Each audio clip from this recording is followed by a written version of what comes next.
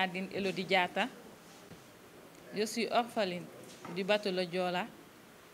J'ai perdu ma mère dedans. Ce que je ressens, et je ne suis pas la seule, je suis avec ma petite sœur. Donc je serai obligée d'être courageuse pour pouvoir porter ma petite sœur. Depuis longtemps, j'essaie d'être forte, mais en réalité, je ne suis pas forte. C'est pour pouvoir ne pas donner l'impression à ma petite sœur que je suis pas forte. C'est pour cela que j'essaie toujours d'être forte. Mais Dieu merci, on a eu une famille qui était vraiment adorable, qui nous ont pris sous leurs ailes. Ma tante, la petite sœur à ma maman et son petit frère, lui aussi qui est décédé à la longue. Cela a constitué encore une grande perte pour nous, parce que lui, il était là comme un papa pour nous. Il y a ma maman adoptive, ma tante, c'est elle qui faisait tout pour nous. Et nous, on nous a dit qu'on nous avait perdu de vue, donc on n'a pas privilégié des aides que les autres orphelins avaient eues. Oui.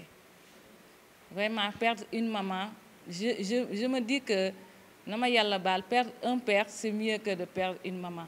C'est pas facile, parce qu'une maman, elle sera là, elle va te comprendre, elle va te soutenir, en fait. Elle va sentir ce que l'enfant sent. Donc, une maman, on ne peut pas la remplacer. Peut-être on peut remplacer un papa, mais pas une maman. Je ne peux pas l'expliquer. Oui. Je ne peux pas l'expliquer. Chaque jour, j'essaie de ne pas penser à ça.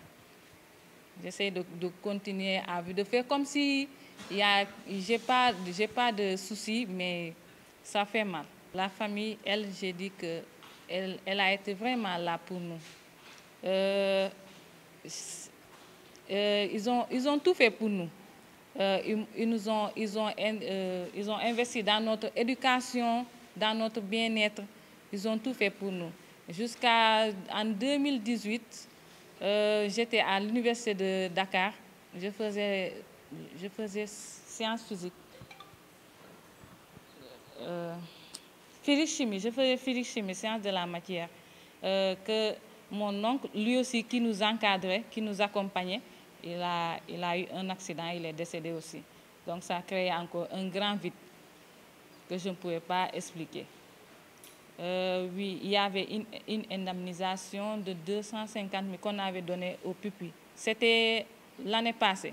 Moi, j'ai eu à bénéficier, mais ma petite sœur, jusqu'à présent, elle court derrière eux parce que on lui a octroyé un autre parent.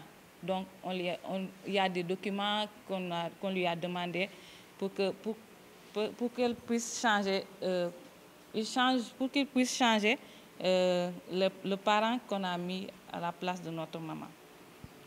Le message que je lance, oui, c'est vraiment l'État, je supplie le président et son premier ministre vraiment de nous aider à rendre la lumière au jour. Je veux vraiment que justice soit faite pour ces gens qui ont tué des milliers de personnes et qui sont en train de vivre chez eux tranquillement avec leur famille. Je veux que justice soit faite et que les orphelins soient reconnus. yéeg-yéeg bu ma am métti xoot na torop parce que perdre waajur bu jigéen moo gën a métti bu perdre waajur bu góor parce que sa yaay lu mu lay soutenir mën naa ne sa pap du la ko mën a soutenir du la ko mën a comprendre noonu. Et en plus de cela, moi je suis une femme, j'avais besoin dama soxla sama wet sama yaay mu may jox yenn conseils yi ci affaire jigéen. waaw am na lu ma ci jot a jot parce que bi ma nekkoon xale, je me rappelle bien, joxoon nañ ma vélo ak sac comme on était au village.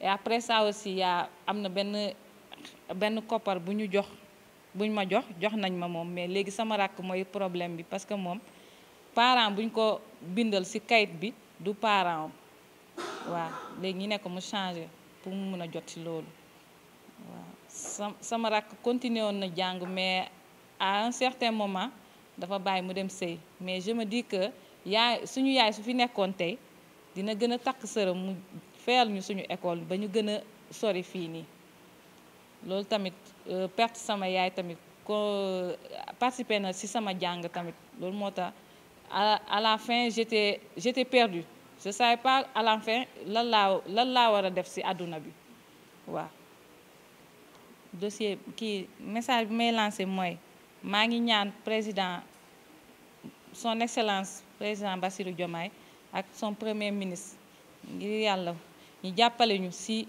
dossier bi pour que justice soit faite ñëpp ñu ci laale ñëpp ñu ci tàkkee que justice soit faite ñooñu tamit nañu ressentir ñun lu ñuy ressentir suñu parents yi dem suñu mbokk yi suñu frères yi dem ñoom tamit ñi ressentir loolu noonu que justice soit faite képp ku ci laale na ko justice naka loi teg loxo non 10 millions bi jot nañ ko mais xam nga joolaa bon surtout notre côté joolaa moom perdre nitam nga jox ko xaalis loolu day mel ni comme dignité amul dignité waaw je me rappelle bien y a un vieux de notre village moom bu mu jotee xaalisam dafa woo waa concession bi mu distribuer leen yëpp ñoom ñëpp man moom duma fen formation bi man avant que je n'adhère à cette association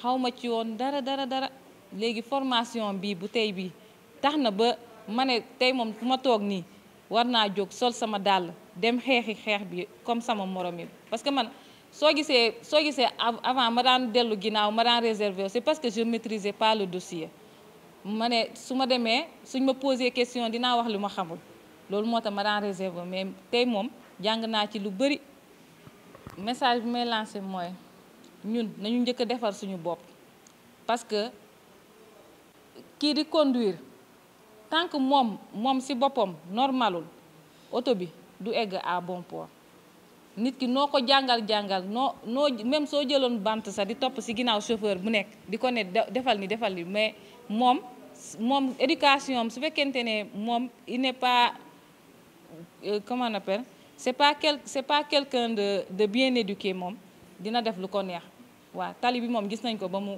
bëri moom gis nañu ñi nga xamante ne am nañu seen permis de conduire mais ñu ngi dawal nu mu leen neexee waaw man lu ma dernier moom mooy que justice soit faite rek na ñëpp reconnaître seen erreur état Sénégal mu reconnaître erreur am ku war a tëdd mu tëdd loolu kese